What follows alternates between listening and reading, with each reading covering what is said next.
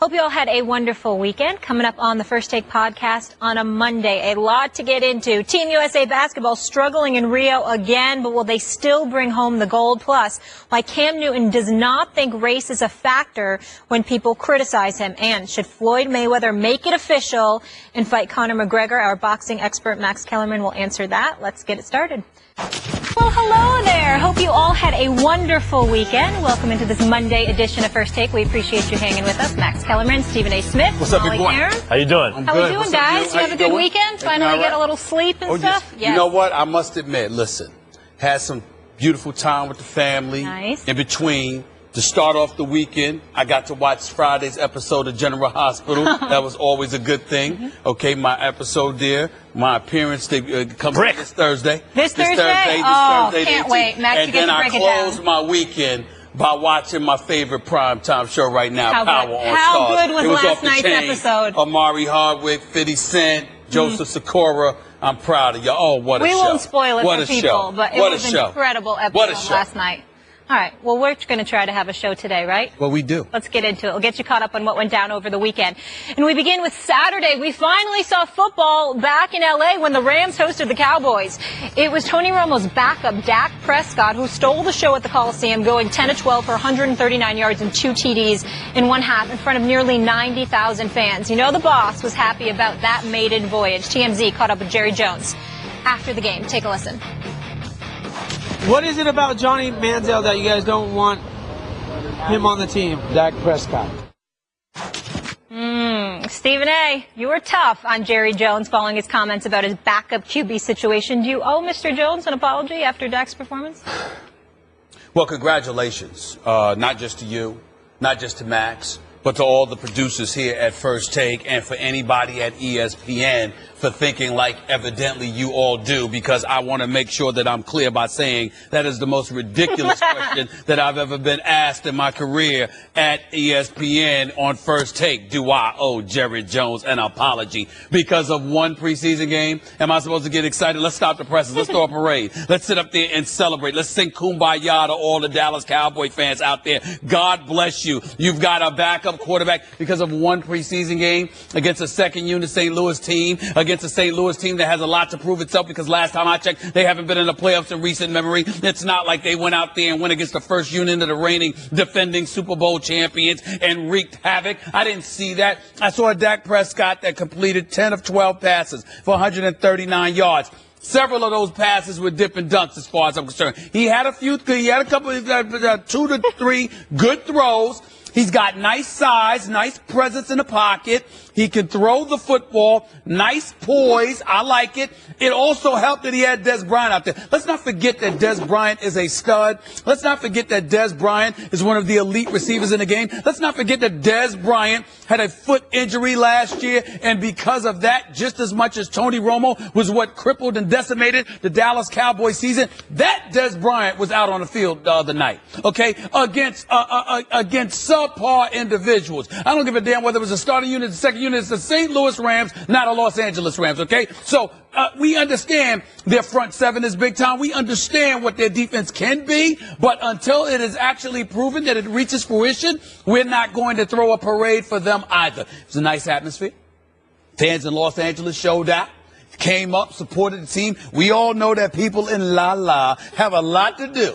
They didn't have to be at that damn game. They could have been at Venice Beach. They could have been over in Pacific Palisades. They could have been at downtown LA Live. They could have been on Rodeo Drive. They could have been at the Beverly Wilshire. They could have been several places. But they showed up to watch the Los Angeles Rams play a game, an NFL game in Los Angeles for the first time in over 20 years. So they deserve a lot of credit for that. Fans were hyped.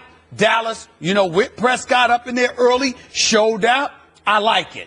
But it's one preseason game. The very first preseason game. He's an anomaly. He's somebody that you got to figure him out. Let's see what happens. The most exciting thing to say about this is this. You clearly don't need Johnny Manziel, which Jerry Jones knew, which is why he didn't draft him. Okay? Secondly, and more importantly, the Dallas Cowboys just might finally have a viable, reliable, fixture as a backup quarterback because Lord knows you'll need it for when, not if, but when Tony Romo gets hurt. That's about all. Outside of that, all you Cowboy lovers out there, this is not the latest excuse to be delusional. This is not the latest excuse to jump on your high horse and act like we should all make our reservations for the Super Bowl. No. He's a rookie out of Mississippi State, drafted in the 4th round, which means that 3 rounds went without him. Anybody feeling the need to pick him? I like Dak Prescott. I think he's got a lot of promise, but there's always the threat that he could be contaminated by being a Dallas Cowboy. It remains to be seen. If they had to redo that draft, just based on this performance alone, I'll bet you he moves up a couple slots. I'm not ready to put him in the Hall of Fame yet. It's one preseason game, and Dallas Cowboys fans do need to calm down and know you don't owe anyone an apology for criticizing the Cowboys. However, they have reason to be optimistic after that performance. They have reason. First of all, he really should have been perfect. He should have been 12 for 12. He had 2 passes that were dropped, one in particular that really should have been caught, but both were more or less on target. He showed what Trent Dilfer calls arm talent. It's not just that he's making all the throws, he's throwing catchable balls. No, he never really had to air it out. We didn't get to see that. But even his down-the-field passes, when he did have to throw them, were accurate. They were on receivers' steps. He threw them in a position where the offensive player, his target, could make a play on the ball. And if your argument is, Stephen A., that Dak Prescott's out there behind a first-rate offensive line throwing to Dez Bryant, who's going to be making those plays against subpar defenses at this point in the preseason and second units, et cetera, I'll say Dez makes plays on par defenses, on under par defenses. Dez makes plays on all kinds of defenses. And that offensive line and that receiver is who, I agree, it's when, not if Dak gets in the games. It's when and not if Tony Romo goes down with injury. I'm not wishing it on him, but if you look at his recent past, this is what happens. That back is a chronic problem. When Dak gets in, he's going to be playing behind one of the best offensive lines in the NFL.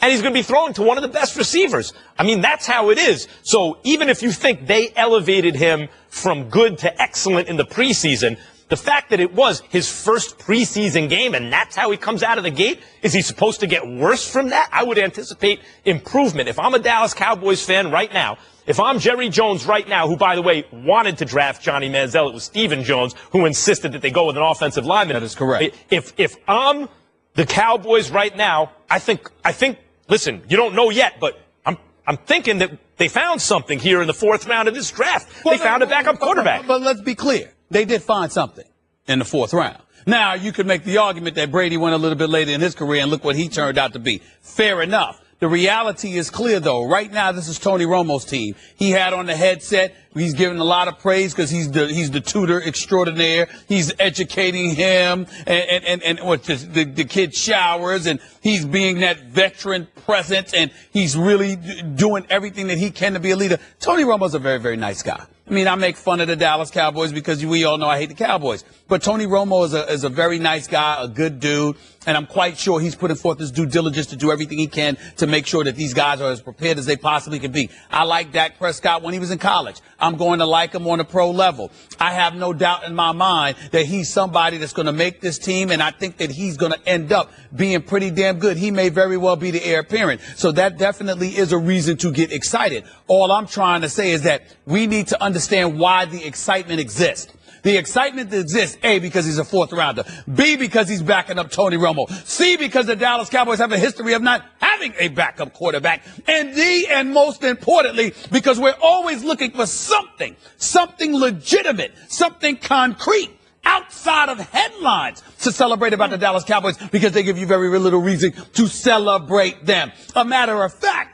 I don't even like the fact that we're talking about Dak Prescott right now, because the more I talk about him, the more concerned I get. I don't wish harm on anybody. I don't want him hurt. I don't want anything bad to happen to him. But the Dallas Cowboys are the walking epitome of a black cat walking around anything. Okay. Wherever they are, bad things tend to happen eventually. Not always immediate, but always eventually. It's who they are. And so the more we find ourselves talking about this Dak Prescott, who's got an arm, who's got pocket pressures, who has poise, who has mobility, and every reason there is to think that he's an upgrade compared to the Brandon Whedons of the world and others.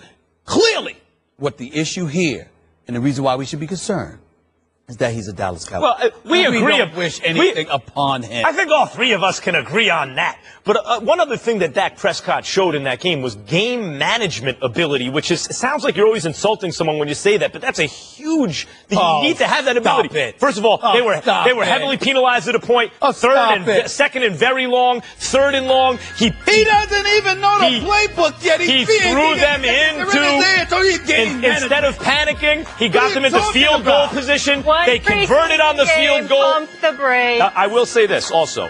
Last preseason, remember how good Bradford and the Eagles looked in the preseason? Eagles fans were flying high. Yeah. Oh, look at how good everyone, and then it didn't turn out that way in the regular season. So they do have to pump the brakes in terms of enthusiasm in the preseason.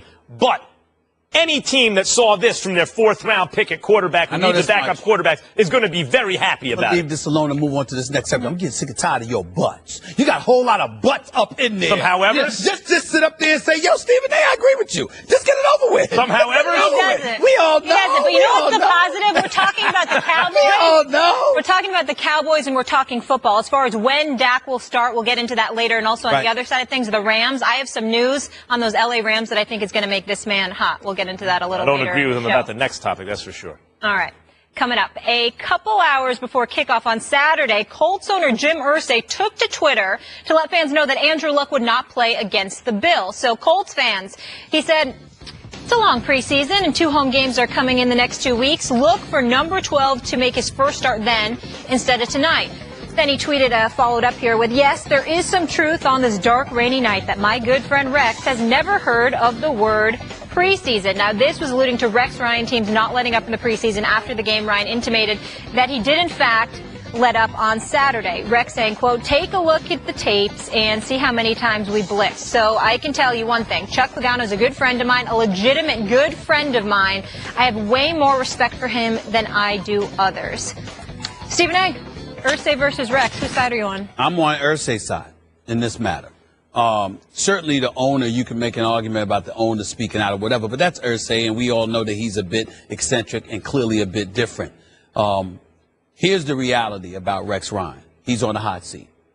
We knew this, and we spoke about this coming into this weekend's games. Okay? So before his team stepped out on the field against the Indianapolis Colts, Max, we specifically said Rex Ryan is on a hot seat. You've got LaShawn McCoy. You signed Tyrod Taylor to a 6-year, $92 million extension, all right? You got Sammy Watkins. You have your offensive line secure. And when you look at it from that perspective, it's really the first time that Rex Ryan had an offense. When the Jets went to 2 straight AFC championship games in his, inaugural years and with the New York Jets, he didn't have much of an offense. They had a running game, no doubt. Mark Sanchez was a rookie and then entering his second year. And as a result, you had to bring him along and he needed to be the game manager. You rode the coattails of your defense, which we gave Rex Ryan all the credit in the world for, even though Dennis Thurman is a guy that never gets enough credit because he's been religiously your defensive coordinator. We still gave Rex all the credit. Well, how is it that we spent 6 years lauding and praising Rex Ryan for his defensive prowess and brilliance as a defensive mind in the NFL, but then he gets to Buffalo and we forget all of that. We forget to point the blame in his direction. The year before Rex Ryan arrived in Buffalo, the Buffalo Bills had 54 sacks. Last year they had 21. That is a drop of 33 in the number of sacks. We're not going to get into just the penalties and how chaotic they were and how haphazard they were. They got in their own way. We know all of this. We chronicled this. We talked about this ad nauseum. So what does Rex Ryan's crew come in game 1 of the preseason and do? 11 penalties overall. 4 offside calls, including 2 in a row to help the Colts on their first touchdown drive. How in the hell does that happen? And then Rex Ryan's going to come out here and he's going to complain about his team, talking about we got to get it together. No, Rex Ryan, with all due respect, You have to get it together. You're the head coach. You're supposed to be the brilliant dude defensively. You are the guy that's supposed to rival Bill Belichick. You refuse to kiss his ring. You didn't do it in New York. You haven't done it in Buffalo. He continues to wax you, and you have no answer for this. This is on Rex Ryan. So what I'm saying is, if you're Rex Ryan, I know, and am in no way, I'm not qualified to question his acumen or his brilliance defensively. What I am qualified to do is look at results and say, this is what they are. You tell me why that is. The man's teams have been sloppy, unproductive, all right, and get in their own way. And what we have seen already in the first preseason game is the same old under Rex Ryan. Now, for 6 years and counting. At some point in time, somebody needs to let Rex Ryan know, we appreciate you getting on your team, but perhaps you need to look in the mirror and get on yourself before ownership for the Bills do it for you by firing you. I'm not wishing that on him because I like Rex, but he got to get it together. Well, I'm glad you're up on your soapbox against Rex Ryan. But I believe the question was, whose side are you on, Irsay or Rex Ryan? And I said Irsay. You didn't Let me tell you why I'm on Rex Ryan's side. All right, well, go ahead. Because while everything you said is true on its surface, that's right, this is really about Irsay saying, why isn't Andrew Luck playing? Because his good friend Rex Ryan has never heard of the word preseason. In other words, he doesn't want to jeopardize his quarterback's health because an overzealous Rex Ryan may actually coach a full-contact sport to win and therefore imperil Irsay's quarterback. Hold on, time out. The level of hypocrisy for an owner to come out and say this, let's step back and think about this for a second. The NFL preseason, which should not exist, I don't know why you can't just have camps and start the regular season, actually does exist because it's a clever way, although transparent, for the owners to extract extra revenue. This is a national sport. Remember, it's mostly national TV contracts. This is the first time that the NFL gets to, the only time the NFL really gets to go to local affiliates and juice them for money as though they're Major League Baseball. The NFL gets to juice the local affiliates for money, gets to make all the money, ticket sales, etc. on the games that they don't have to share with the players, essentially. The players essentially don't get paid for the preseason, but the owners do, and the TV networks do, and the sponsors do. Let's focus on the owners. You're extracting money, claiming that this product is NFL football. Not regular season, but NFL football nonetheless. And then the owner, who's profiting from this, complains that the opposing coach is actually coaching to play an NFL game? Oh, no, but it's a preseason game. Wink, wink. Come on, Rex, nudge, nudge. You know what we're doing here. We're just juicing the fans for money. Now, think about, don't actually play the game. Think about the people who've been injured in recent years during preseason games, like Jordy Nelson, for example, like Carson Wentz, like Malcolm Mitchell, the Patriots wideout, whose leg bent in the wrong direction, and it looks like he's out for the year. These guys are being lost to injury in so-called meaningless games, games in which men like Irsay say, hey, don't really play football here, when they're selling us a product claiming it's football. The level of hypocrisy of Irsay here far outweighs the fact that Rex Ryan's defense should play better in Buffalo, Stephen A. Why? Because Rex Ryan is the one that instigated matters as far as I'm concerned by pointing out how he was taking the jab. He was essentially taking the jab at Irsay and the Colts for not playing Andrew Luck. Considering the injuries that Andrew Luck had last year, the bevy of injuries, do we have to go down a list of the injuries that he suffered from last year that led him to only play about 7 or 9 games or so? Really, we have to think about that? If you're Jim Irsay, this is your franchise quarterback that you just gave over $100 million to, that was struggling because he was injured last year. You're Rex Ryan. First of all, it's a couple of things. Number one, you don't need to play your starting quarterback the very, very first game of the preseason. The Dallas Cowboys certainly didn't do that with Tony Romo yesterday. I don't think the Pittsburgh Steelers did that with Big Ben Roethlisberger either. So we got that point out of the way. Number two, did it ever occur to Rex Ryan that Andrew Luck ain't worth going up against? Your team ain't worth Andrew Luck going up against? What is he going to learn? What's he going to learn by going up against the Buffalo Bills? What the hell did they do last year? Why don't you show us that you're a formidable defense again? Why don't you show us, Buffalo Bills, that you're worthy of being competed against? Why don't you show us, Buffalo Bills, Rex Ryan's crew, that indeed you got enough of a crew where I might want to put my quarterback out there because you know what? Let him get some good work in. Let's see what they're going to throw at him. Even though you wouldn't do that in the first preseason game to begin with, the fact of the matter is that it may not have been required against that particular team because Rex does the same old, and maybe, just maybe, they weren't going to be formidable enough for me to waste my energy, my time. All of those things are plausible explanations as to why the Indianapolis Colts, who, by the way, needs to work more on its defense than its offense as far as I'm concerned, because their offense is going to be there fine. Their defense is horrid. But the point that I'm trying to make is this. If I'm going to protect anybody, it's going to be Andrew Luck. And even if I'm not going to protect him, literally in terms of putting him against competition, maybe I want to protect him by not wasting his energy and his time for nonsensical exercises like going up against these Buffalo Bills who seem to get in their own way more so than an opponent will. So maybe, just maybe, that's something that Irsay was thinking, and Rex Ryan didn't need to say anything. Which one is it? Is it that the Bills defense can't do anything anyway, or is it that they're going to hurt Andrew Luck? I don't know. I have not spoken to Irsay. I have not spoken to Rex Ryan, but the bottom line is it's plausible. I would not play Andrew Luck either in the first preseason game, and not because it's against Rex Ryan and the Bills, but because I want to protect his health. Andrew Luck, I think people don't even know it. We're in the Cam Newton, Andrew Luck era, and people don't even know it yet. I think Andrew Luck is that good. I think he's going to be elite as he was a couple of years ago. And no, I wouldn't. I agree with you. And no, I wouldn't risk it either. But that's because. But Irsay is not in the position to make that claim out loud, to actually say Rex Ryan doesn't know that it's the preseason. Irsay, you're selling this to us as NFL product and then turning around and in the same breath saying, but it's not really NFL product. It's just greedy owners enforcing a double standard. Well, the Buffalo Bills are selling themselves as NFL products, and they haven't proven that as of yet. So what's your argument? How you going to sit there and dime out Irsay but not talk about Rex Ryan and the Bills? Did you also notice, too, in the quote, he said Chuck Pagano is a good friend of mine, a legitimate good friend, left Irsay out, kind of taking a shot there. That's not his boy, that Pagano I don't feel that way about others. That's fine, but, you know, what you're doing is identifying that you have a personal relationship with Chuck Pagano. Yeah. I have no problem with that.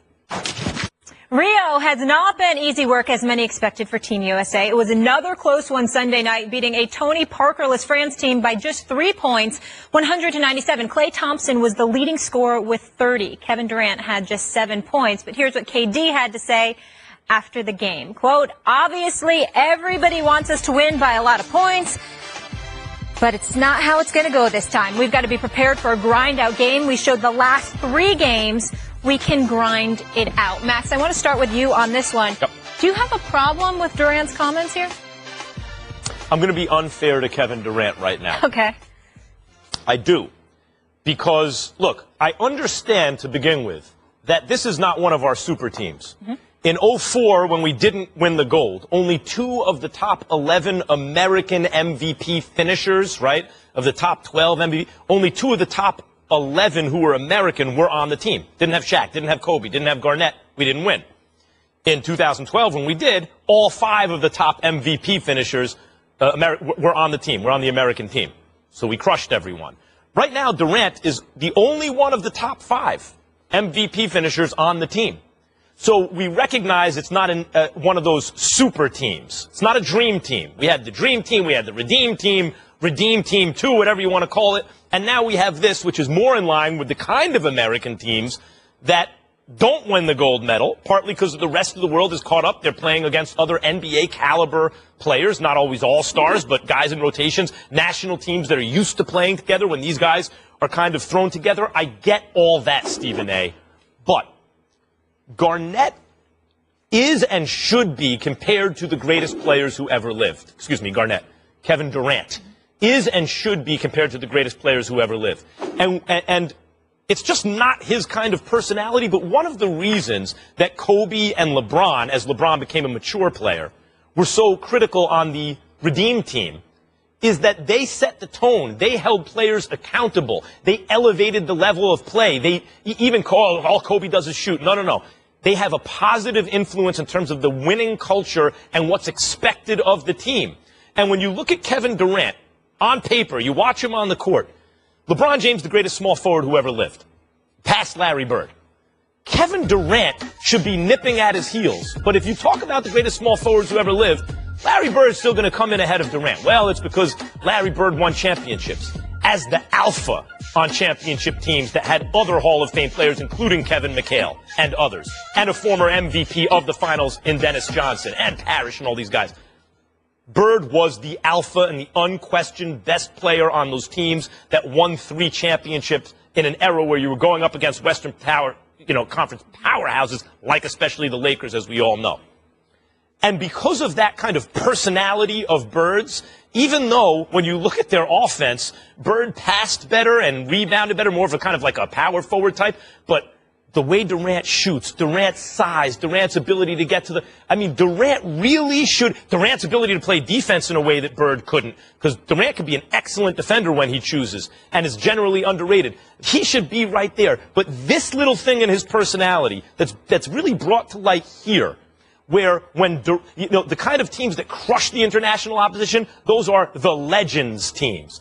And this is something less than a legends team. And the best player is Durant, but he really should be in that first category. And it's that kind of beta personality, I think, that's stopping him from being there. Anyone who wants to rip their hair out about that, I get it. It's not fair to hold him or anyone to that standard, but Durant's own abilities and talents and track record so far indicates that that's the group to which he really belongs and yet somehow hasn't yet joined. I think this is a reflection of that. Well, you're wrong on several fronts. Number one, it's totally fair to judge Kevin Durant that way. The way that you judged him, you threw it out the window by saying maybe it's unfair. It's totally fair. He is one of the top 3 players in the world. Your critique and dissection of him is appropriate. It is right on the money. Kevin Durant is one of the top 3 players in the world. Kevin Durant is a superstar. Kevin Durant should be mentioned amongst the all-time greats in terms of his talent. But his lack of production, meaning a championship, combined with his unwillingness to be that alpha dog per se, has inhibited him. There is no way around it. But let me tell you the points that you're missing more than anything else. Pointing the finger at Kevin Durant in any other way outside of what his talent and leading the way in that regard should do, I think you're missing the boat. To me, the people most responsible is Team USA. These are superstars that you got to commit to winning a gold medal. Why the hell do you have them in Las Vegas for just a week? And then after just a week, you got these week scrimmages set up. It's got them in Las Vegas for training camp for a week. And then afterwards, you got these week scrimmages set up. Excuse me, whether it's Australia or Serbia or France or whomever, these are grown men who play together. The chemistry, the cohesiveness, the camaraderie, all of that stuff is there. Not to mention patriotism, because we might wear the red, white, and blue, and we might sing it, but everything about our nation, as it pertains to professional sports, leans and veers towards individual brands being elevated above all else. You don't get that impression with the other teams, globally. And so that's a disadvantage. That's a challenge that America has to overcome as it pertains to basketball and superstar players. 1 week of training camp in Vegas, after they've been chilling for the offseason, Lord knows what they were doing in terms of being lackadaisical, understanding that the 82-game season combined with playoff competition is going to take place, lavishing in wealth and fame and beyond, not to mention commercials and building their brand and doing all of this other stuff in the offseason. And all you've got is 1 week in Vegas for a training camp, and then after that, the weakest stiffs of competition that you could think of in order to prepare them to go up against grown men, even when you recognize the fact that you can no longer use just college players because you're going up against grown men, makes no sense whatsoever. So I think you've missed the boat in terms of pointing out Kevin Durant. I think more of the onus should be placed on the shoulders of Team USA. If Kobe Bryant and LeBron James were on this team, if Kobe still had something left to play and LeBron James, then they could practice for a week and have all those excuses, but they would still make sure the team was ready to go. Now, Team USA hasn't lost. I don't want to get out ahead, but it's 3 consecutive tight games. And while you're right, chemistry is big, and these other national teams play together and know each other better and everything, when you actually look at the talent on the roster, maybe you'll have 2 rotation pieces. I got you. KD does have the third highest scoring average, only behind MJ and Wilt. But I want to get to another player on that Team USA, Carmelo Anthony. He put up 10 last night. You spoke to him over the weekend. Can you share that with us? It was a rough Friday night, to say the least. After they played, Team USA played, Carmelo Anthony reached out to me from Rio, and he was not pleased at all with what I had to say. And look, I'm a native New York. I'm a diehard Knicks fan. And in most situations, I'll be damned if I apologize about anything with the Knicks. It's 1973 since the championship has come to New York City. As far as I'm concerned, the quotes that I saw from Carmelo Anthony about a gold medal and it being satisfactory, I meant every damn word I said until he reached out and educated me about the fact that his interview was taken completely out of context. He specifically said, according to him, that, of course, I still got a few years to go. Of course, I'm pursuing an NBA championship, and I'm starving for it.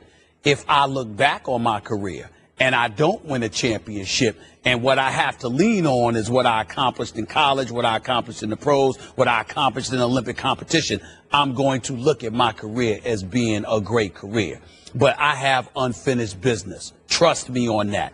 So, in other words, what he was trying to say is that by no means did he give the impression, under any circumstances, that 2 or 3 gold medals would be satisfactory for him. And for me, of all people, to sit up there and to imply otherwise was incredibly insulting to him. Here's where he got me, Max and Molly. I'm very big on this, just so you know, in all my years of covering the NBA. One of the reasons why I don't hesitate to get on cats is because this cell phone right here and my other phone, I am accessible to every NBA player and every athlete that you can find. I'm the easiest reporter in the world to find. If you are a professional athlete and I talk about you, I always make sure, whether it's to you or it's to people in your camp or your team, that you know where to find me. I don't hide. Here's the problem. With Melo, who I've known for more than a decade, he's a guy that I communicate with often. I should have spoken to him before I went on the air because I have access to him. Because the number one question he asked me, how the hell could you go on the air and say that without calling me? You always call or text first. Why did you not do that this time? And I was like, you in Rio. You know, you're at the Olympics. He said, you've reached me when I've been out of the country before. He got me. He's right. That's why I had to come on the air and confess to that and man up and apologize, because I felt the way that I felt, and I would still feel the same way if indeed he meant the quote the way that it was taken. But the fact of the matter is, had I reached out to him like I normally do, I would have gotten his perspective. And this time, I did not do that. That's on me. I got to apologize to that man. I was wrong. Fine, should have reached out, but the point, I think, remains, that's still, the content of the quote is still the same. Of course, he wants to win a championship, but if he doesn't, he'd be okay with the 3 gold medals and all that? Could you imagine, if you're an ISO scorer, if that's what you do, you have that kind of mentality, could you imagine Kobe Bryant ever making a claim like that if he was this deep into his career without a championship, that one day he'd be okay with gold medals and stuff? Well, that's what Melo was saying, because I had our researchers look for the articles. I don't see the articles anywhere, anything like that. I saw guys, you know, Melo was saying that's not what he said. He was saying, look, looking back on it, this is how I would feel, but damn it, I'm still going for it because I'm not satisfied. Yeah. That's what he said. I'm saying that's not good enough. Looking back on it, it should kill him. I got 3 gold medals are better than no college championship, no gold medals. The only thing that should be on his mind at that level of play is championship. You know what? I don't disagree with that, but I still should have reached out to him. Kirk Cousins wants his Washington Redskins teammates to emulate the San Antonio Spurs, stay out of the drama, the limelight, keep quiet, and just win. Quote, I've told my teammates that I'd like to be the San Antonio Spurs of the NFL, be super boring, and maybe people at the end of the season just go, wow, they had a really good year, and no one talked about it. Max, what's Cousins saying here? I like Kirk Cousins a lot, and I think that he went from a guy who looked maybe like are they trying to give him the job because he looks out of central casting?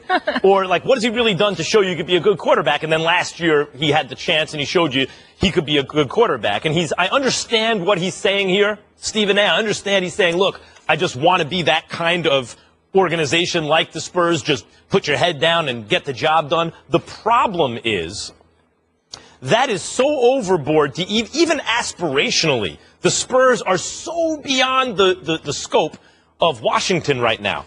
Think about this for a second. The Washington team name, a slur for a group of people. Could you imagine the Spurs ever, embroiled in that kind of controversy and then digging in their heels? The constant coaching changes in Washington is the opposite of the Spurs. The Spurs have an overarching philosophy that doesn't exist in Washington. Splashy free agent signings. Is that the Spurs? I mean, yes, they got LaMarcus Aldridge here and there, targeted free agent signings, going all in with resources, draft picks for 100 years to get a player in RG3 who then busts. Does that sound like the Spurs to anyone? And even the quarterback now, who's coming out and saying that he wants to just fly low and under the radar and just put your heads down and get the job done and be like the Spurs, he's the one who's most famous for saying, you like that. Imagine Tim Duncan walking out of there, you like that. I mean, that's just not, what I would say is I understand the aspiration, holding out the Spurs as the model franchise, which they are. But, why don't you concentrate on being the Indiana Pacers or the Kansas City Chiefs first, and then worry about the Spurs once you get there, especially coming from the you like that guy. I get it, but no, not so much, Kirk Cousins. Max Kellerman, I'm not going to hold you accountable for this. Any more than I'm going to hold Kirk Cousins accountable for this. When you don't know, you don't know. You see, look, you could have style. I think Max Kellerman, he dresses in Tom Ford suits, looks very, very sharp. Max Kellerman is one of the coolest dudes. He's my brother. He's my, like Skip was my brother from another mother. He's my younger brother from another mother. Here my it little comes. brother from another Here it comes. Backhanded, we know. But what you don't get, Max Kellerman, is the same thing the very nice Kirk Cousins, who we had the pleasure of meeting and talking to at their camp in Richmond, Virginia over a week ago, he doesn't get that either. There's something to be said for being a brother, Max Kellerman, and I say that affectionately. Washington, D.C. is affectionately known as Chocolate City to the brothers and sisters in this world, okay? Now, there's a level of flair, there's a level of bravado, a level of swag that we have. And damn it, we want you to have it too. And if you don't have it, you need to be elite. Otherwise, we would prefer to do without you. This is how we roll, okay? This is how we roll. And when you have Pierre Garçon and Deshaun Jackson entering the final year of their contract with much to prove, and Deshaun Jackson, when healthy, being arguably the most elite deep threat in the game. When you've got this kid like Josh Doxson coming out of TCU who can do some things and might take one of their spots, which is why he was drafted, by the way, let's just call it what it is. When you have a stud like Jordan Reed at the tight end spot, okay? All right, when you've got that going on, all right? When you've got an owner who's a billionaire, proud of it, and loves rivaling the Dallas Cowboys. When you supplement that by bringing in Josh Norman to buffer your secondary to pair him opposite of Breland, and you got Josh Norman that you're going to put him in the same division as Odell Beckham Jr. because you want the sizzle, you want the headlines, you want the wins too, but you want all of that comes with it because it will buffer and pad your wallets. It will generate a level of enthusiasm and focus on your franchise. And as a result, it's going to put more dollars in Daniel Snyder's wallet. You don't want to hear your quarterback, who you're paying $19.95 million to, by the way, even though it's just for this 1 year. You don't want to hear him saying, I just want to go about my business quietly. And, we just want to win and we want to be the San Antonio Spurs. No, you want to win like the San Antonio Spurs. Absolutely. But you don't want their personality if you're Daniel Snyder. You want headlines. You want sizzle.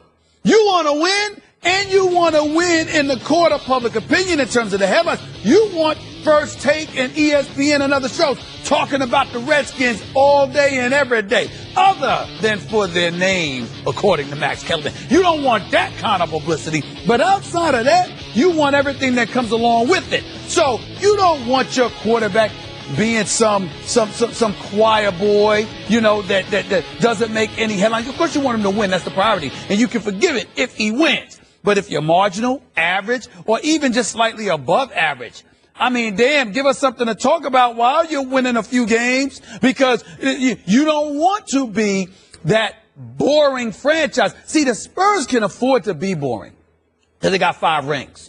And Tim Duncan's illustrious 19 to 20-year career, they won a minimum, they won at least 60% of their games every single year. Well, we all know that the Washington Redskins haven't won a Super Bowl since 1991. So again, the crawl before you walk mentality is apropos here. But let me be the first to say, if you're in the same division as that phony joke that's called America's team, the Dallas Cowboys, you don't want to sit up there and lose headlines to them all the time while not winning. You want it all. And that's how Kirk Cousins' attitude should be. We want it all. That's the problem. I'm shocked at you. You're taking your... This is the problem, really. Okay. A fish rots from the head down. And with Dan Snyder as the owner of that team, what you're dealing with is a rotten fish. The problem is that if that's true, what you're saying, especially... A rotten fish? Well, the fish rots from the head down. Go ahead. Yeah, he's the head. The problem is, if what you're saying is true, and if the preference is to do it with flair, that's taking your eyes off the ball. Look, San Antonio can do it because they have equity, 5 rings. How do you think they got those 5 rings? The overarching philosophy of the organization is to put your head down and get your work done. Then the rings follow. What you're talking about... That's how they got 5 rings. Yeah. So Kobe and Shaq got because of the now you're getting to it. Now you're getting really? to it. What really? you're talking Showtime? about, what you're talking about is the Showtime Lakers. The late great Dr. Jerry Buss, contrary to what you say about George Steinbrenner. In fact, Dr. Jerry Buss is the greatest owner in the history of American team sports. Blasphemy. But go ahead. We can get into that another time. Go ahead.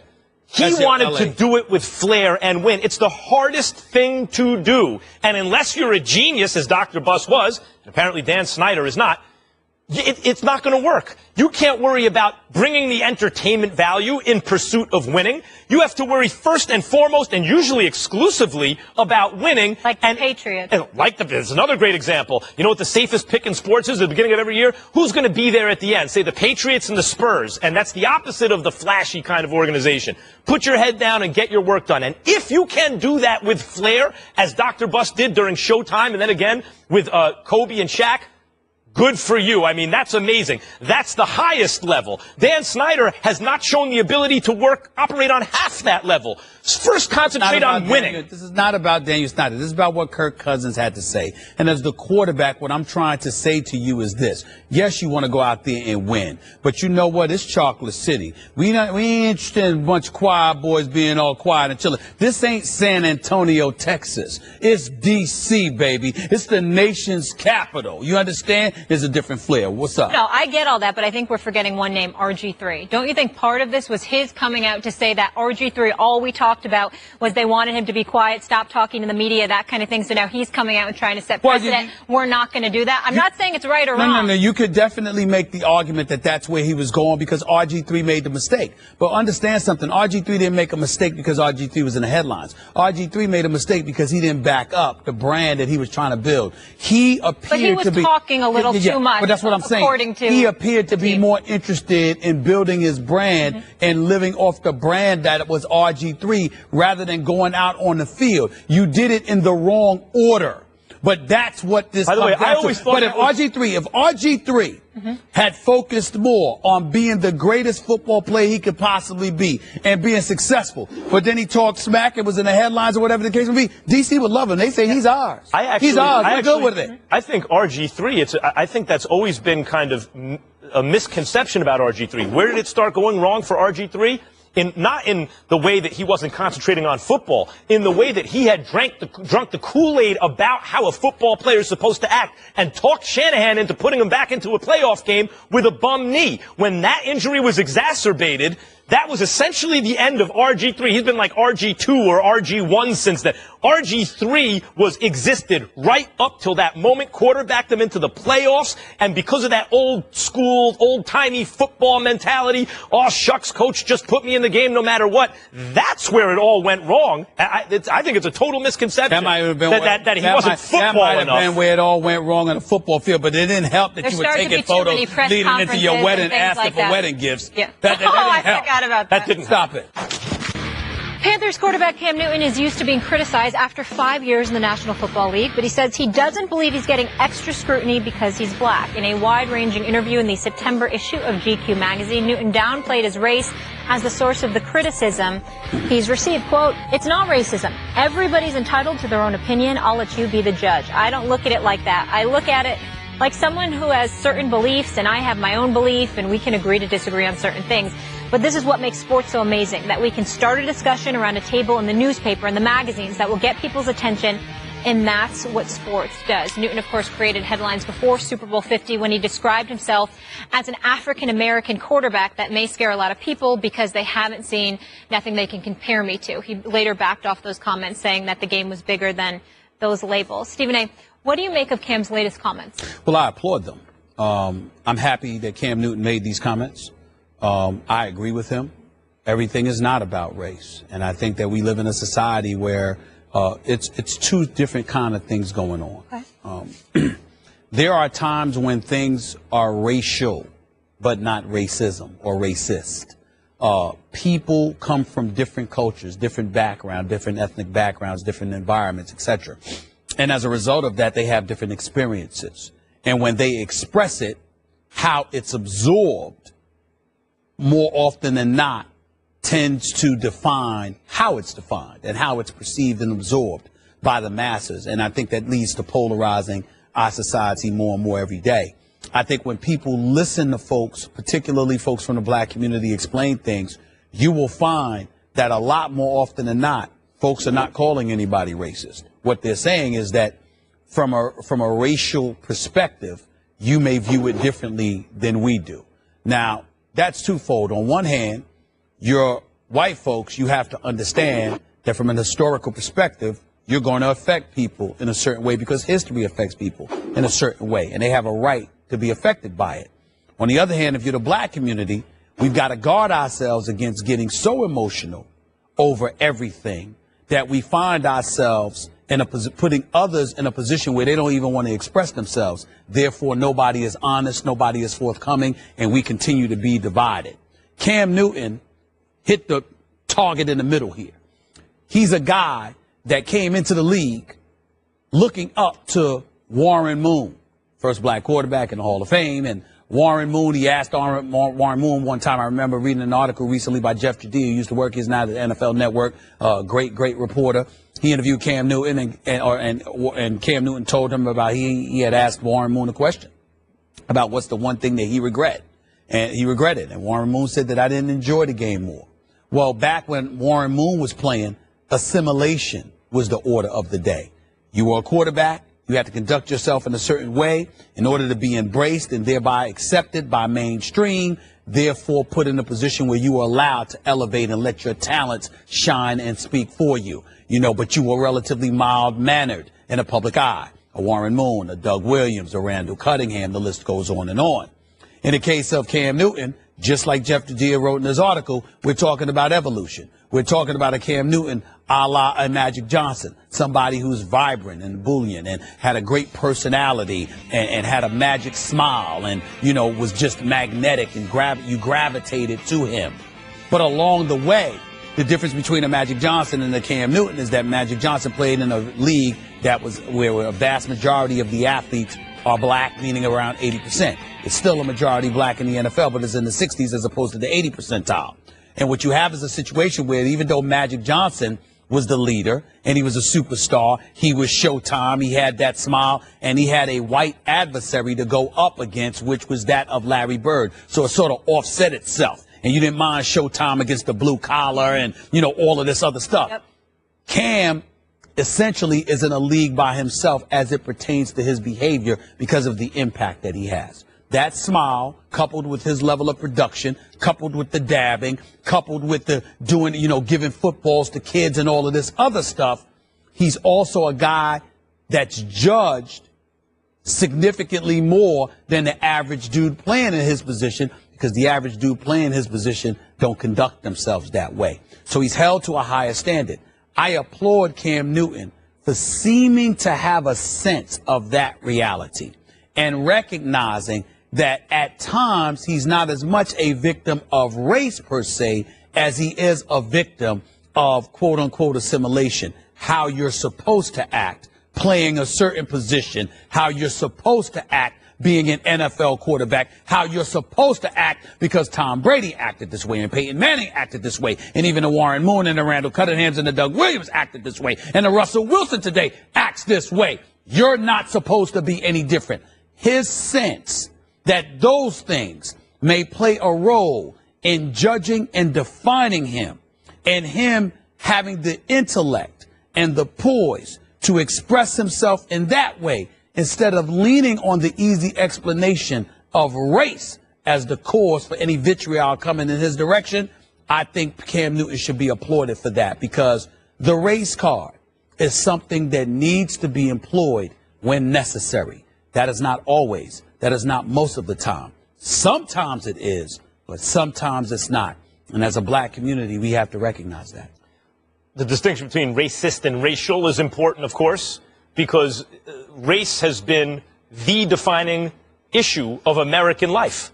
I mean, it's been this way for centuries now, and it remains so, even though there's this urge to live in a post-racial world. The O.J. documentary that we did was, here on ESPN was partly about that. O.J. wanted to live in a post-racial world, and he just couldn't. It wasn't the reality. OJ's a bad example because he was a complete sellout. He didn't like his own. He didn't want to be associated with his own. Right. That is entirely different. Let's table OJ in that case, because I don't want to get sidetracked. So Cam makes the distinction between racial and racist, I think. That's what you take from this. And listen, even in this election cycle, racial identity politics are playing an enormous role here. And so we live in that world still here in the United States. And the idea that you can separate race from these issues, I don't think is possible. I think partly the reaction to Cam is viewed through a racial prism, and that colors, so to speak, for many, the way he's perceived. Now, that doesn't mean that listen, of course there are some racist idiots who see him not jump on the ball in the Super Bowl and go, see a white man would have jumped on that. But I'm not talking about them. There are always outliers and fanatics and morons. I'm talking about the general reaction of normal people to Cam. It can still be colored, again, so to speak, by racial identity without people even being aware of it. Because when you look at Cam's overall behavior, dabbing when he scores, so what? Handing balls to children doesn't seem to get nearly as much press. The fact that he was the best player in the world last year, there's constant kind of negative talk around it in a way that there wasn't when, let's say, Brett Favre was the best player in the world, or Aaron Rodgers, or Tom Brady, even until he was scandalized, through the Patriots, through Deflategate and Spygate and all that kind of stuff. So I think you can't separate race from it. But if his claim is basically that that's not the prime mover here, that's not the main catalyst of people's negative reactions, I think that's fair to say. It may not be the prime mover, but I do think it's involved somehow, because there's too much vitriol against it. It may be involved, but understand that he doesn't want to focus on it, number one, because that's not something tangible that you can point to and prove. It may be there, but certain times it's more provable than others. But when you look at it from that perspective, you also got to gauge when to sit up there and bring something like that up. Michael Jordan deciding to make a donation, to address Black Lives Matter, police brutality and the like, and violence against police officers, all of that stuff. It was so profound because Michael Jordan doesn't customarily say something or do something that brings attention to a particular cause in that regard that we know of. So when he felt the need to do so, it matters. if Cam Newton takes this position and he says something like that, right? But then he speaks out against something, it's going to resonate significantly. Whereas if he was so quick to point out race about every little thing that came his way, the so-called, the more the so-called, as you put it, race card is played, the less credible it seems when you play it. So he, in a sense, is building equity with football fans, at least, so that if and when he decides to address the issue, it carries more weight. I think that's legitimate. I don't think it's solely race, but I think it's a part of it. I think it's four-pronged. I think it's the race issue with him in terms of criticism. I think it's the position he plays, how quarterbacks are supposed to act and be the leader of the team and not speak. He's that new era, the younger generation that's having social media and things like that that we don't see of the other quarterbacks, and then also being a victim of his success. No one's as talented as Cam since the Tom Brady, Aaron Rodgers to be criticized more than others who've been in his position in the recent past. Let's also remember not to ignore proximity. I love North Carolina. I went to Winston-Salem State. I'm a proud graduate of Winston-Salem State University, which is just an hour away. He presides in the Bible Belt. Yes. It matters. It matters. I think it's a good point. Demographic, another point there as well. Let the trash talking begin. Earlier this year, Conor McGregor and Floyd Mayweather teased the possibility of a crossover fight. So on Friday, Conor said he's still interested in boxing Floyd by throwing some trash talk at the undefeated star. Quote, "I don't really hold it against him. I wouldn't want to come into my world. How is he going to come into my world? He's a novice where I come from. He's a phenomenal boxer, phenomenal athlete, and an intelligent businessman, but he's a novice in true fighting. That is just a simple fact. I would not show up not confident for a boxing match. I would show up to kill that man and take that win 100%. Why dominate one world when you can dominate two? We'll see how that plays out." Right, Max Kellerman? Why dominate one world? Should Floyd consider this fight? Yep. Listen, let me start by saying I don't want to see it. Why? Because if it actually airs, I'll watch it. 100%. But as a boxing fan, as a boxing purist, don't make a mockery of things, Floyd, etc., etc. But if I'm Floyd Mayweather and someone wants to give me $100 million to fight a guy who has no shot, because Conor McGregor in a boxing ring has exactly zero chance against Floyd. Just like Floyd in an octagon has zero chance against Conor McGregor. It always boggles my mind that people don't understand this. They're two different sports. Take the best basketball player and put him on the gridiron. Is he going to be as good as Cam Newton? No. I don't care. LeBron James could be amazing at football. He ain't going to be Cam Newton on the football field. And vice versa. You can't take the best football player and he's going to be LeBron James on the basketball court. It's just two different sports. And even though they're both combat sports, people fail to see that. In the octagon, Floyd's got no shot. In the ring, Conor's got no shot. And, of course, it'll be contested in the ring because Mayweather's the bigger star, and he'll get Conor over there. Now, I understand people would say, if you're Floyd careful, there's only downside here. What if he gets lucky? That ain't going to happen. There's nothing Conor McGregor can do to Floyd Mayweather in a boxing ring, and they weigh the same.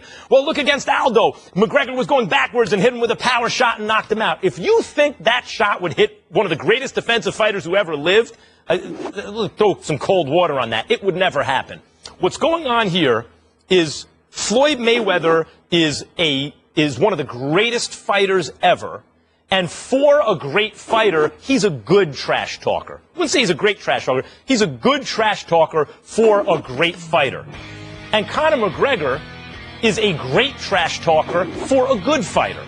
We know Conor McGregor's good. He's talented. I'm a huge fan of his. I applaud his willingness to take risks in a way that Floyd never did. But in a boxing ring, he's got no shot. And if you're Floyd Mayweather and someone's going to give you a 9-figure payday to really risk nothing, you'd be crazy not to take it. You'd be crazy not to take it, Stephen A.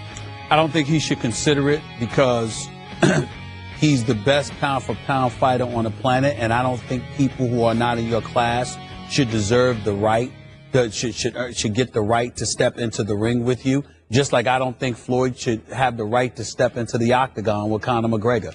Conor McGregor would hurt him very, very badly if Floyd Mayweather stepped into an octagon. Floyd Mayweather would pick him apart and embarrass him in a boxing ring because I don't think Conor McGregor would touch him, me personally. And by the way, Conor McGregor got touched by Nate Diaz. I mean, Nate Diaz, he would miss Floyd by a mile. And I got nothing but respect for all of those fighters, especially the guys in the UFC. Different sport. It's a different sport. I see what they put themselves through. But if you see the blows that they throw, Floyd would literally sit there. Floyd would duck a punch, look at Max, could you pass me a cheeseburger? Let me take a bite of this and come back up before Nate Diaz, even got a chance to swing again. It's that slow to somebody like Floyd in a boxing ring. Whereas in an octagon, they both hurt Floyd, okay? No boxer needs to step in the octagon. No UFC fighter needs to step in a boxing ring. Having said all of that, I'm adamant about the fact that Floyd should not consider this for the sport of boxing, for his greatness. And also you take into the consideration that, listen, anybody could get lucky, and I don't care who you are. Anybody could get caught once. No, Sugar Ray Leonard said about that? One punch. Sugar Ray Leonard said no such thing as luck in the boxing ring. Well, he can say whatever he wants. He's the great Sugar Ray Leonard. I respectfully disagree. I've disagreed with him when he sat right here in front of me. I ain't going to be scared to disagree with him now that he's not here and I'm on national television talking about him. I love Sugar Ray, but damn it, I disagree. Anybody could get lucky. For all I know, Conor McGregor might just through habit, might knee him. We just don't know. You can get it. It's just not worth it. So basically what it comes down to is this. The only reason we would talk about it, because it would be the most hyped fight you can imagine, because I can't think outside of Muhammad Ali, I can't think of two better talkers on a planet as pugilists than Conor McGregor against Floyd Mayweather. I think that's a mismatch as talkers. I don't think Floyd can hang with him as a talker. You might be right, but what I'm saying is it doesn't take away from the fact that Floyd is great at it. It just means Conor McGregor would be greater. The point is, very, very rarely, if not at all, have we ever seen two guys fighting one another that would bring so much hype because of their mouth. But in the end, it's a disservice and an insult to boxing fans everywhere for Conor McGregor to think that he can walk into the ring against Floyd Money Mayweather. Now, if this was Arturo Gatti, God rest his soul, that would be different, because Gatti ain't moving nowhere. He's going to be right in front of you. He's going to hit and be hit. It's rocking. McGregor got no wins against Gatti either in the boxing ring. I know that, but it's just fighting. But Floyd, who lives off defense, elusivity, evasion, you're going to get into the ring with him and all you can do is throw punches. You can't kick. You can't knee. You can't wrestle. You can't use jiu-jitsu. You can't do. You have to, all you have is your fist. And you're going to touch Floyd Money Mayweather. I don't know if Conor McGregor would connect with a punch. Seriously. He wouldn't. No, he would not. And Floyd would thoroughly humiliate, embarrass him, and knock him out as he pleased. I mean, it's a total mismatch. And I'm glad you're taking that position, Stephen A. You're a great fight fan, and that's the purest position to take for the dignity of boxing and of MMA. Like, don't do this. But this gets back to, oh, by the way, one thing about the talking game here. Hear what Conor McGregor is saying about Floyd. Floyd's running around the Showtime offices looking to get his $100 million. He's like, Floyd's running around getting my money. When he gets my money and brings it, I mean, Conor McGregor talks trash better than anybody in sports right now. He backs it up. And he thought Conor McGregor's a good fighter. And in the ring, he's the kind of fighter, and his career is the kind of fighter I like. He takes risks. I love that. But what we're talking about here is the Floyd Mayweather paradigm. I talk about this sometimes, how full contact sports like football, for example, combat sports like boxing and MMA, they're essentially exploitative. The fans and the networks exploit the participants. Floyd Mayweather and Al Heyman turned that paradigm around, a full 180. They said, oh, no, time out. Now the participants are going to exploit the networks and the fans. We're not going to give you the fights that you all want to see where it's going to be toe-to-toe and this guy winds up with brain damage. We're going to pick and choose just right for the biggest possible payday with minimal risk. So if you want to say as a fight fan, do I love the way Floyd's career went? No, because I felt that there were fights of high risk that I really wanted to see him take at various moments that he didn't take. But if I had a son and he was a fighter, and someone said he could have any career in the history of boxing, I'd say I want Floyd Mayweather's career. He took the least damage for the most money and the most credit over the most years. I mean, he won the fight game, as it were, and here is more of the same. Which is why he's hated. The criticism of Floyd, the criticism of Floyd here would be like, come on, you're making a mockery of things. This is zero risk. It's a disgrace to boxing. It's a carnival. It's a sideshow. And yet, if I was Floyd, oh, you want to give me $100 million to fight someone who doesn't have a chance? Bring it. No. I think when you're the best, bump that. Don't waste your time with it. The man has already made $1 billion. Dallas must still be feeling pretty good about that backup quarterback situation. It was Dak Prescott who stole the show at the Coliseum, going 10 of 12 for 139 yards and 2 TDs in one half. It's no secret Cowboy starter Tony Romo had his fair share of injuries last season. And we welcome our quarterback, Tim Hasselbeck, to the desk. Always good to see you. Good to be here with you. What's going on, man? Thank you for being with us. All right, I want to get your thoughts here. So when are we going to see Prescott playing this season? Oh, Lord. Listen, we'll see him at some point, I believe. Listen, out of the last 6 seasons, Tony Romo has started 16 games twice. I mean, he's in his mid-30s. The reality is that guys get hurt. He's shown that he gets hurt often. And I will say, with the type of injury that he's had, with these collarbone injuries, you know, when quarterbacks get hit, they're defenseless. It's how they get hit. And one of the biggest challenges is how you land. It's one of the reasons they've changed the way quarterbacks can get driven to the ground. It's an easy way to break your collarbone. I just think with Tony Romo's history with that type of injury, the way quarterbacks get hit, and the fact that he hasn't started 16 games that often in recent history, means we will see the backup quarterback in Dallas at some point. Not because Dak Prescott is better, but because he's most likely going to be the backup. Educate me about something here, Tim, because I have this problem with, I'm trying to figure out the Dallas Cowboys in this regard. Tony Romo wanted them to buffer their offensive line. Jerry Jones decided to do that. So he finds himself in a situation, or the Cowboys find themselves in a situation where they've been challenged at the backup quarterback spot for years. Is it because Jerry Jones doesn't know what he's doing? Is it because of the extreme amount of faith he's had in Tony Romo and it has not been prioritized? Because we're making a big deal out of Dak Prescott because after one preseason game, because essentially what we're saying is, good Lord, could they please have a backup quarterback for a change, because that's something that they haven't had in recent memory. No, the reality is, I mean, remember, what was it, a week ago, everyone's like, Nick Foles needs to go to Dallas. Okay, right? So the reality is that it's hard to find 32 starting quarterbacks. So now whittle it down and try to find a good backup. One of the things that's been a big takeaway just watching 1 week of preseason football is some teams look like, okay, you know what, you're all right if that guy goes in and plays. Other teams, you think, wow, this isn't a good scenario. Look, it's hard to find starters, never mind backups. I was one of those guys. I had a preseason game where I completed 14 out of 15 passes. But let me tell you something. It would have been bad if I was playing. It's just the reality. I mean, the truth is, it's a hard position. So having two guys is difficult. So, look, they had a former first-round draft pick as a backup. It didn't work out. They had Kyle Orton. He decided to retire. It's hard to figure out backup quarterbacks. And this is why the value of a guy like Eli, who, knock wood, who never misses a snap, let alone a game. Would Ryan Nassib be good? We don't know. Listen, but let me tell you something. Preseason has not been good to him. You know, and it doesn't tell you everything, but it hasn't been good to him. Sorry. Yeah, I mean, listen, I think if you're Dallas, if you're a fan, you have to be encouraged. It's just a preseason game, but he should have been a perfect 12 for 12. I mean, 2 guys dropped the ball, and one of them particular was on the money. Yeah, you like the way he managed the game when he had that second and really long and then didn't get carried away. And then it was second and long, a third and long, and they wound up kicking a field goal because he didn't get out ahead of himself. Not to mention the down the field throws, little dink and dunk passes. He showed a good feel for the game and everything. I think it's just a small piece of evidence, but if you need to know what column it goes into, the pros or the cons, that goes into the pros for Dallas. It's huge. And I think the other thing you would have to throw into the mix is the rookie, first time out there.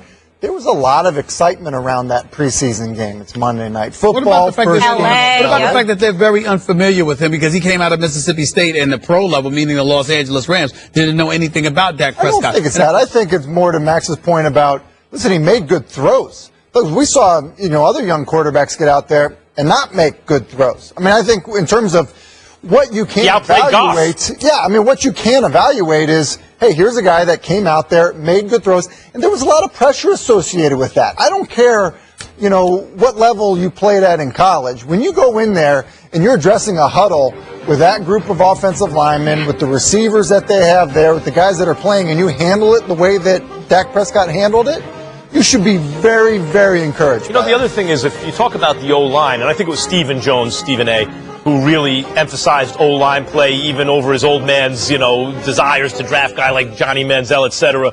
When you 3 out of 4 years draft in the first round O-lineman, and then you have Dez Bryant and even an aging Jason Witten, if the idea is, well, Prescott looked that good because he's behind that O-line and Dez Bryant's making those catches, well, that's who will be available to him ostensibly if and when he gets the shot. And given Romo's injury history, it's really when and not if. Right. The thing I would say about this, and I think it's because everyone's so excited for football to start that you get the first week of preseason and everyone's going crazy about the first week of preseason. Amen.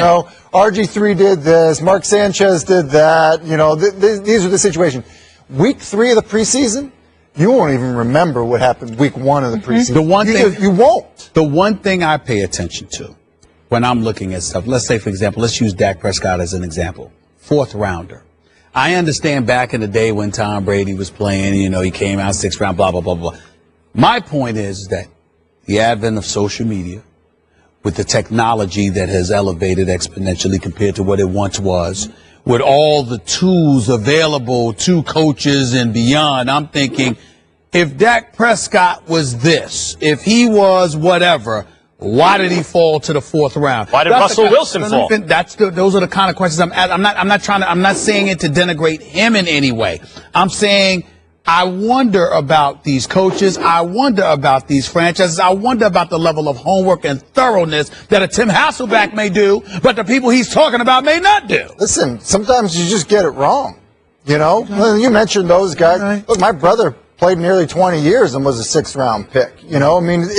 But you go back and look at him, and he was terrible in college. The truth is, go look at his college Talking about your brother like that? It's miraculous. I love the idea to say, hey, I'd like to draft this guy in Green Bay. That's how it works. Look, Dak Prescott, I think there's a chance he would go around earlier if he didn't have, I believe it was kind of a DUI arrest, and I don't know what happened, how that all played out and how people viewed that, because many people viewed him as a high character guy, and but that certainly didn't help in the draft evaluation process. So, I think sometimes it's difficult to get it right based on the offenses you play in, and then, quite honestly, how you fit into the team you go to really matters. Yep. And that coaching staff, that organization, Tim, love having your perspective, the quarterback perspective on the subject. I'm shocked that you dogged your brother like that. Oh, but that's okay. It's okay, Tim. He dogged himself. He dogged himself. It's all been recorded, okay? You can't pretend. I think your family's done pretty good. I don't know 2 NFL quarterbacks. I'm just wondering what Matt's going to do when y'all get home. That's all. Listen, I was riding a tandem bike with him. I got stuck in the back, all right? I had a few shots to get I got it. The Rams may be in a new city, but it appears they plan to stick with their old staff. Rams head coach Jeff Fisher and GM Les Snead are both coming up on the end of their respective current contracts. All parties want to get deals done, sources telling our Adam Schefter. Fisher addressed the report yesterday. I don't know where those reports came from, and I've never gone into the details regarding my own personal situation, but, I haven't talked to Adam Schefter or anybody, so we'll see what happens. Fisher's compiled a 27-36-1 record in 4 seasons with the Rams, but has not had more than 7 wins in any season with the franchise, but an extension potentially on the way. Stephen A., your thoughts? I'm disappointed, to be quite honest with you. I don't know Jeff Fisher. He seemed a bit aloof there about the great Adam Schefter and others, and that's him. That's his business. Adam Schefter can handle his own business. I won't try to do so for him. And one of the things that I'm cognizant about is this, Tim and Max. I know sports, but I often use this line when I'm giving my speeches, when I'm on a lecture circuit. I'm brilliant because I know I'm not. I listen to those who are. And if you know more, you play. That's what I'm doing on this show. That's right. Every day. That's right. But if you play football, I will defer to you, and I will defer to your knowledge because I was never on that football field. I don't know. I measure results. I'm a journalist. I've been a journalist for over 23 years. That's what I do. Snead, I have no problem with it because as the GM, I'm looking at you and I'm looking at the roster that you accumulate. Not to say that Jeff Fisher doesn't play a role in that because obviously he does. But ultimately, I'm looking at Snead and I'm saying, you talking to me about an extension for him? When I look at Donald and I look at their defense overall and I look at, not Trey Mason with some of his problems, but I look at a Tavon Austin, I look at you drafting Goff, I look at some of the other pieces that you have, I look at your front seven, I say to myself, okay, I like that. I focus on Jeff Fisher in this regard. I mean no disrespect personally, but I got to look at results. Jeff Fisher has been a head coach in the National Football League for 21 seasons. 15 of them have been 500 or less. Actually, 10 have been under 500. The other 5 have been at 8-8. He did go to a Super Bowl in which he lost when Steve McNair was his quarterback in Tennessee. But outside of that, Jeff Fisher literally has, in terms of playoff appearances, a 6-15 record. He's been in the playoffs 6 times. He's been out of the playoffs 15 times. Not only does he keep getting a job, but one extension after another. Now they're moving to Los Angeles. So from St. Louis to Los Angeles. Now, I love St. Louis. Great town. You understand? I get it. But damn it, if you give me the choice to be in Missouri or to be in Los Angeles, what you think I'm going to pick? Life is nice. And it just amazes me how somebody like a Jeff Fisher can sit up there and have one losing season after another, and continues to get paid. He is making life very, very hard for me because, for example, I'm a guy, Tim, was on the record.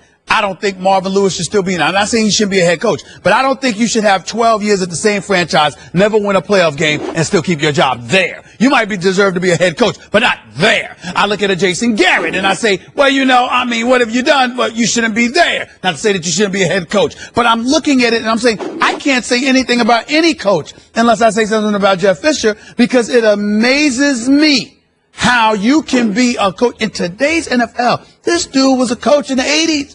90s, now here you are here, and you still got a head coaching job, extension, and you keep losing. I don't understand. I just don't. Listen, I agree with everything you said. It's surprising to me. You talk about it just looking at the results. You're right. I think you start to look at it from a football perspective. You think about when he had success. It was a long time ago. Long time. And the way his teams had success were very different than the way teams have success now, or the way it's turned into an offensive game. It has been. And then you just take a look deeper into their offense. It's his staff. He was a defensive-minded guy. It's his staff. They were worse than any team on third down last year. Teams were better at 4th and 10 than the Rams were 3rd and medium. I mean, it was horrible. They haven't developed the quarterback position. They had guys to try to do it. So, look, I don't disagree with it. And you take somebody, and you know this, Tom Coughlin. Tom Coughlin won multiple Super Bowls. They weren't putting together winning seasons, and he was out. But I think I disagree about Snead. First of all, when you look at the Rams roster heading into this season, I'll get to Jeff Fisher in a second. They had a good front seven, a ferocious front seven, really when healthy.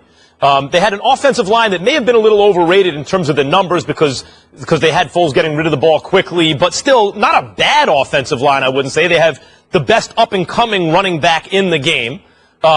They had a decent receiving core. Really, only thing they were missing was a quarterback, which is a big thing, and maybe a lead wideout.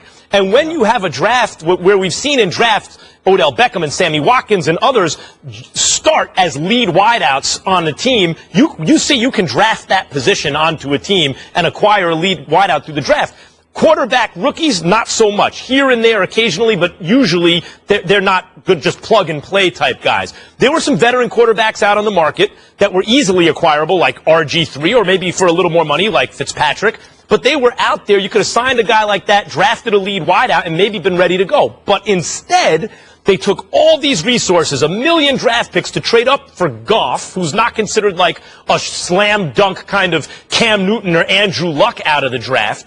And when you ask why was that done, Marcellus Wiley, my broadcast partner in L.A. and on Sports Nation, his theory at the time was, look, This gives Jeff Fisher runway because no one's expecting you to win with a rookie quarterback right away. And so this actually comes down to incentives being misaligned. The personal incentive for Jeff Fisher, get an extension, is different than what it should be for the Rams. Fisher's call. No, it's not Fisher's call. You got ownership there that wants him in that position, probably because it's a smooth transition from St. Louis to Los Angeles, and he kind of facilitated that. But here's what I want people to recognize. 3 things. Number one, Jeff Fisher's last playoff appearance as a coach, 2008, 8 years ago. His last playoff win as a coach, 2003, 13 years ago, was the last time he won a playoff game. And last but not least, I got to double check this stat because I'm not sure, but I think he's like 10 wins away from having the most losses as a head coach in NFL history. He's at 156 as we speak. Now, I don't mean to bring up Don King yet again, but only in America can this kind of stuff happen. It's unbelievable. It's unbelievable. What I'm saying is once they traded up in the draft, you could see this coming. You could see Fisher has to support this. Listen, I think it benefits him. I just don't think it's his call. I mean, think about this. Bill O'Brien gets Brock Osweiler without having a conversation with him. I mean, I think sometimes we overstate the influence that head coaches have on personnel. That's why I think you have to evaluate them through different ways. Good point. Jeff Fisher has to coach the team. He's got to coach them to win. He's 21 years. He's 9 behind Dan Reeves for most losses ever as a head so coach. in that sense, NFL, what does it stand for? Not for long. He must be doing something right because there's a lot of people, other coaches, I'm sure, shaking their head when they saw this news come out. Johnny Manziel is aware he won't play football in 2016. An unnamed friend of the former Heisman Trophy winner spoke with the New York Post, essentially saying Johnny has hit rock bottom and is giving himself a year to get sober and get ready for football. He does want to play and make people proud of him. Now, the Post reports that Manziel was recently spotted drinking on multiple occasions in New York. Manziel supposedly swore off drinking as of July 1st. Tim, you know what it takes to play this position, the dedication, the sacrifice. Do you think Johnny Manziel even deserves a second shot? Deserves a tough question because I'm all for guys getting second chances. People make mistakes and all that. I don't think that anyone will ever sign him and even bring him into a training camp. I don't know what the redeeming quality is that he possesses that somebody would want to bring him in and give him a chance.